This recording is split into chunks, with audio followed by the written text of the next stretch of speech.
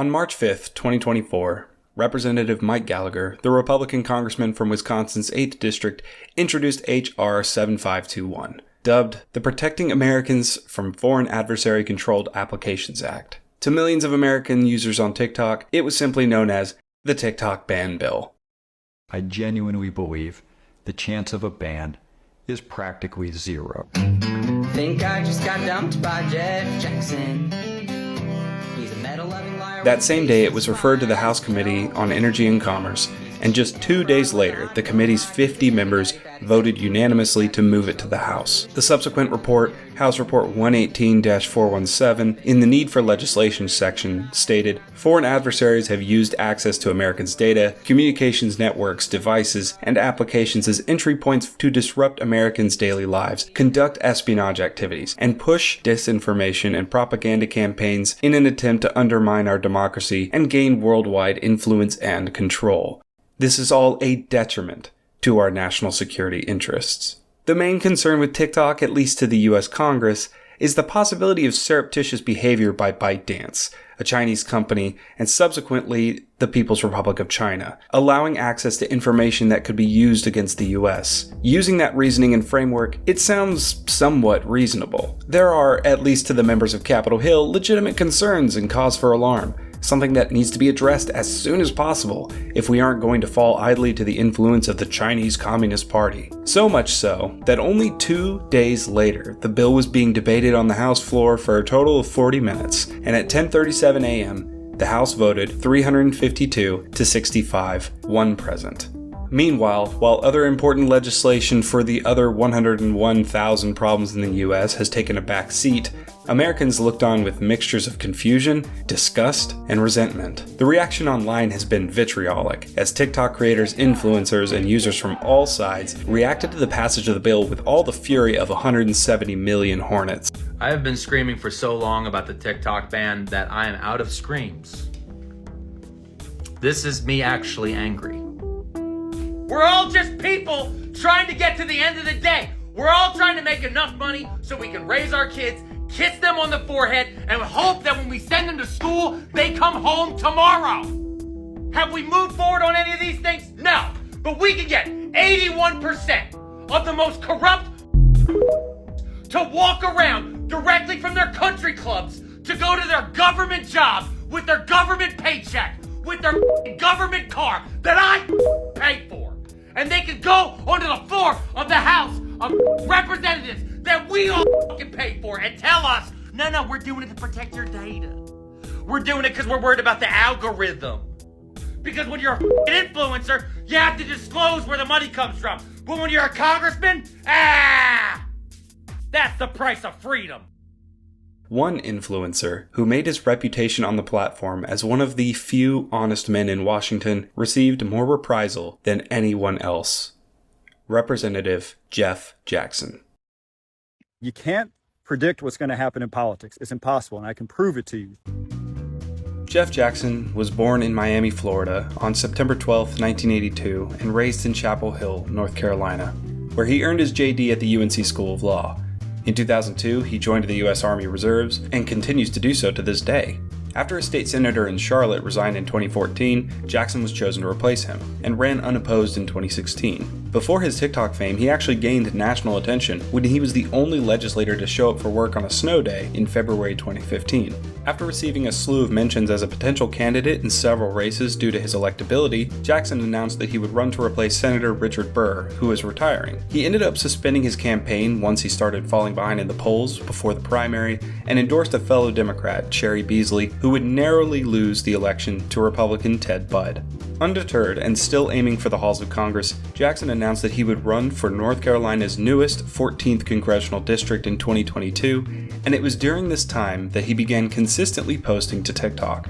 He had posted videos as a state senator too, but they weren't in the same style that he's done recently. These are handheld while he's on the go, knocking doors, talking to people, and it's here where he started gaining more views and traction. People started paying attention, following him, commenting, sharing his videos, and then, in November 2022, to everyone who saw our last video on TikTok where we were waiting for the election results to come in and have asked whether or not we won, We did.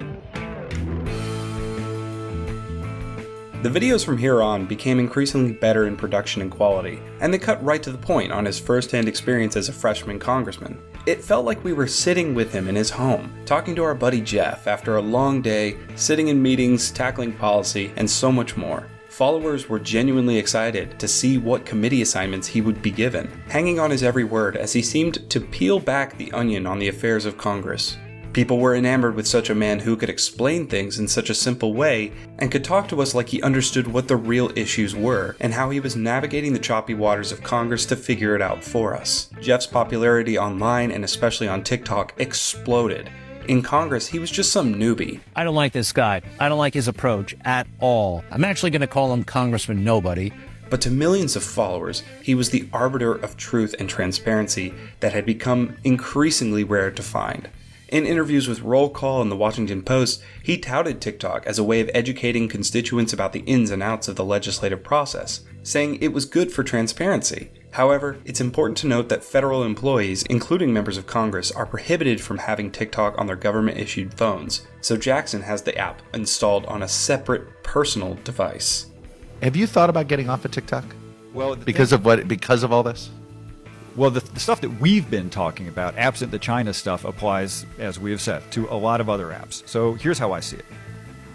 I, once a week, do a video about the most interesting thing that happened that week, and I post it to 7 different social media sites, right?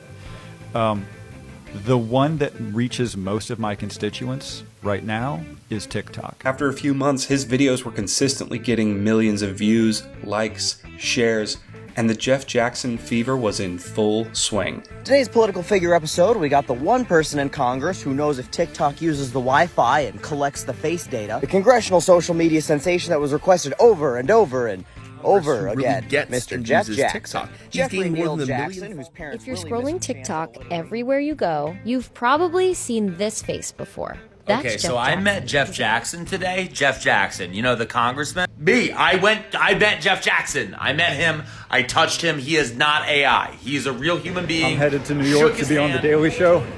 Let's see how it goes.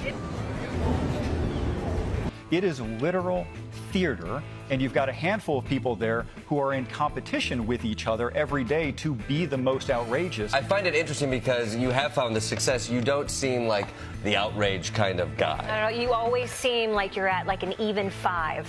Just That's about right. You got like a nice dad energy. good dad. Like, I'm not gonna drink with you, but I will pick you up if you drink too much. Yes. No Got questions that asked. energy. Give me a call, right? I'm that guy. Yeah. He's a young, well-spoken veteran, and one that can seemingly rise above the petty politics of the Hill and actually be one of the extremely rare good ones. Before long, people were calling for him to run for Senate, and maybe even president. On every single one of his videos, you'll find people practically begging for him to run for the Oval Office. But then, for many, the worst news came. So I've got some news for you that you're not going to like. And part of it's about me, but the whole thing is a lot bigger. I've been a member of Congress for about 6 months, but in about 6 weeks, the state legislature here in North Carolina is going to redraw the congressional map. And it looks like they will try to use that as an opportunity to take me out. After a big fight in North Carolina for redistricting, they finally had a new map, but one that was no longer favorable to the Democrats, and especially not Jeff Jackson's district. Got some news for you. A group of politicians in North Carolina just redrew my congressional district to take me out. That's political corruption, and I've got news for them. I'm running for Attorney General, and I'm going to use that job to go after political corruption. Instead, he would pivot where he could and run for Attorney General in his home state, where another House member, Representative Dan Bishop from the 4th District, was also running. The Attorney General position in North Carolina has had a recent habit of being a through line to the governor's mansion. Both Governor Roy Cooper and current candidate for Governor Josh Stein served as the Attorney General in North Carolina. So for many of his supporters from all over the country, this was a tacit hint to them that he would make steps to accrue more power and someday become the first executive we all want. Things only looked up for the humble Mr. Jackson. Then H.R. 7521 was introduced to the House floor. One of the reasons why a lot of people don't like politicians is because they're dishonest. Or if they're not dishonest, then they're shading the truth to make themselves look good. So let's just do a quick honesty challenge right now. In just 8 days, Congress managed to push ahead a bill that would force the sale of ByteDance's social media golden goose, TikTok, to an American company, and if it did not do so within 180 days, would effectively ban it from the United States. Within just a few hours after the vote, names of those who voted yes circulated, and people realized that Jeff Jackson, the man of the people who had become so incredibly popular on TikTok, had voted yes. In a now deleted video, Jackson laid out his reasoning for joining 351 of his colleagues in voting yes on the bill. He opened with, I don't think TikTok is going to be banned. Which is not a great opening line when you have 2.5 million people following you. They likely all refer to the actions in the bill as a ban, and now you're telling them that not only did you vote to ban it, but they shouldn't be worried about it at all. He also pointed out that it hasn't passed the Senate, and I don't know if it will. If it does, TikTok will be sold for billions of dollars and will continue to operate. Sticking to his belief that a total US ban wouldn't come to pass. However, there's no indication that the Senate won't vote for this bill, and President Biden has already publicly said that if it passes both chambers, he'll sign it. If they pass it, I'll sign it. Needless to say, from that first sentence, users on all platforms have been relentless. I don't think TikTok is going to be banned. Hey Jeff, I just wanted to show you this really cool song I wrote. It's called The Bastard in the Kitchen. The bastard in the kitchen. Not Jeff Jackson. And all the time will come around and all would sing along. The manner that he sang, it seemed that he could tell no lies. It's quite a feat that none could see the shit behind his eyes. Bastard in the kitchen, just a tempered tale. One to cover up the fact that he was up for sale. And flaccid as the wind, I'll say it again. Can't trust politicians just because they pretend. You literally think you're stupid. I'm not even joking. Everybody needs to come together and unfollow him. The fact that he went against you. Not with that attitude, Jeff. You gotta walk right in there and say, I'm Jeff Jackson. Nothing we can do but drag his name until it's Here, gone. so we have in the kitchen just isn't who we thought. Turns out that this was nobleman's already fucking bought. And if he ever thinks he can be more than TikTok's bitch, I highly recommend that he remember who he is. Jeff Jackson is a prime example of why you should never trust a politician. Since the video, Jackson has lost over 200,000 followers on TikTok. And yet, despite that drop in followers, he remains the most followed member of Congress on TikTok. And among the brigaders and critics are still many supporters who might be disappointed in his decision, but still understand it nonetheless. Jeff Jackson voted yes on a bill he didn't fully believe in. And that's when I talk about nuance. This is the part where, as a freshman, this is a major mistake. And I've made this mistake too. You have your own reasons for voting on something, but it doesn't matter. And it doesn't matter what you say. What matters is your vote. And if he voted yes on the TikTok ban, that is him on record in favor of the TikTok ban. Even if he doesn't think it's going to have effect of banning TikTok. Big mistake, Jeff. Some have taken a more reasonable approach and simply pointed out that, hey, guys, he's still a politician. And I agree, you should never completely trust politicians on everything. Jeff Jackson is not a bad guy per se. He definitely could have done things differently, and he should have, but he's still just one representative out of more than 2/3 of the House that voted yes as well. So, what's my point in making this video? We need a data privacy law that will protect us from all internet companies and all social media platforms, not just the ones that are owned by foreign governments. And that's one of the reasons I don't take corporate donations. Not from TikTok, not from Facebook, not from any corporation. I've taken those steps so that in moments like this, I can just level with you and be transparent about where things stand. And frankly, I don't have to worry about the influence of corporate money because I don't take it. The next few questions I have are going to be between Jeff, the internet, and voters in North Carolina as he runs for Attorney General.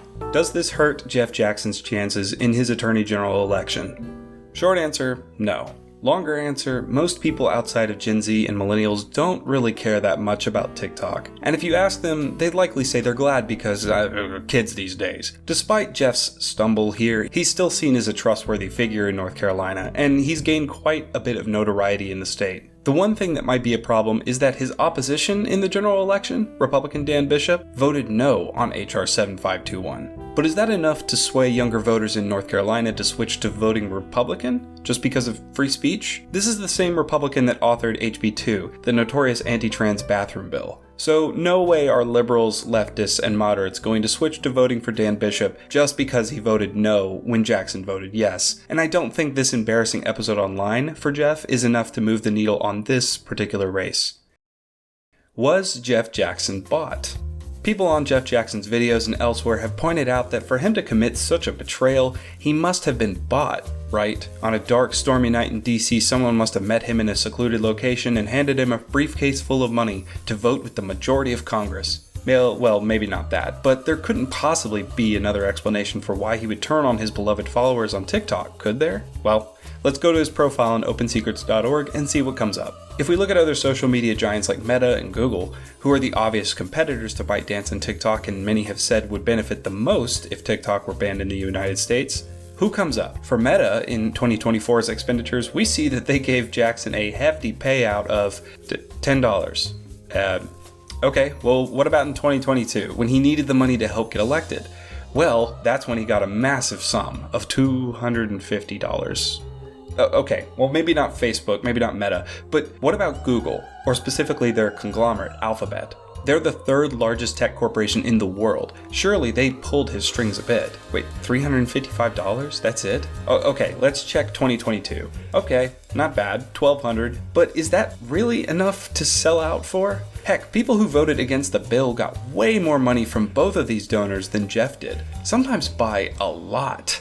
Okay, well maybe he was bought by someone else, maybe a holding company or something like Israel's Joint Action Committee for Political Affairs PAC. Many online have pointed out that this bill comes at a very coincidental time when the media has been heavily focused on the war in Israel and Palestine, and there's been a lot of scrutiny of the actions of our politicians because of it. Some believe that because AIPAC is such an influential donor, they must be pulling the strings in America somehow. And yes, upon research, they did give Jeff Jackson $2,500. But they gave many other Democrats the exact same amount or more, and some of those Democrats voted no. So I'm not fully convinced that being funded by AIPAC, especially for a couple $1,000, is a big reason why anyone voted the way they did. And yes, he's also taken money from 3 other major pro-Israel PACs, but again, so have others that voted no on this bill. But let's take one more step back and look at one of the biggest, most notorious corporations in politics, BlackRock, or Blackstone, after they were forced to break up. Nope, nothing there at all. Well, how about Blackstone? $60? That's it? I'm sorry to say it, and I wish it was more convincing, but I really don't think that Jeff Jackson sold out TikTok for a few $1,000 for his campaign. Again, he's not running for re-election in the House, and his AG race is looking really good. Like, he's not hurting for money. So then the question is, why did you vote yay? A few days after his explainer video was deleted, Jeff posted an apology video. I did not handle this situation well from top to bottom, and that is why I have been completely roasted on this app over the last 48 hours, and I get it. If I were in your shoes, I would probably feel the same way. Which was hard to swallow for most people, and some flat out refused it. And honestly, that's fine. We should hold our politicians to account, and if the American public wants something and our elected legislators don't listen to us, they should expect us to be pissed off. Jackson should have known this prior to voting, and I think he should have realized that voting yay would have A, not done him any favors politically, and B, not changed the outcome of the vote. Jackson also seemed to miss the part where ByteDance basically said, no, we'll never sell. And why would they? They're not going to sell a multi-billion-dollar company just because 10% of its users might be affected. I'm not going to get into the intricacies of how complicated a sale from ByteDance to an American company would be. There's plenty of people out there that have done a way better job than I could in just a few short minutes. Basically, if someone had explained this complication to Jeff Jackson while emphasizing the First Amendment issues that come with deplatforming a social media app and how many people online were going to feel afterward, I just don't think there's any real chance of a ban. I still believe that. I think, maybe, he would have voted differently. There's also a possibility that this was a situation where, because Jackson was so popular on the platform, he fell on the sword for the Democratic Party in the hopes that it would convince more users to get on board. Obviously, it's had the opposite effect, and now he's had to make an apology, but you can see in the video that his apology's layered with many ways to get out of a full admission. And the reason I voted for it was because I genuinely believe the chance of a ban is practically zero. I have information about this app that isn't public. My thinking was I could reconcile those two things by just making a video. I really overestimated my ability to do that in a really hot moment when millions of people were laser focused on this. I saw one creator even suggest that this may be a loyalty tactic on Jackson's part in order to secure his future with the Democratic Party. Personally, I think he's being treated unfairly, and as a former elected official, I want to give you my perspective on why he likely voted to ban the app. He said he voted to ban TikTok because of inside information, knowing that none of you would believe it. And so you would then focus all of your energy on him, and thus he would be taking most of the heat and negative media coverage away from the other 351 members. Whenever there is legislation which both parties want to pass, the leadership for both parties gets together and negotiates which members of each side will have the burden of voting for the unpopular bill.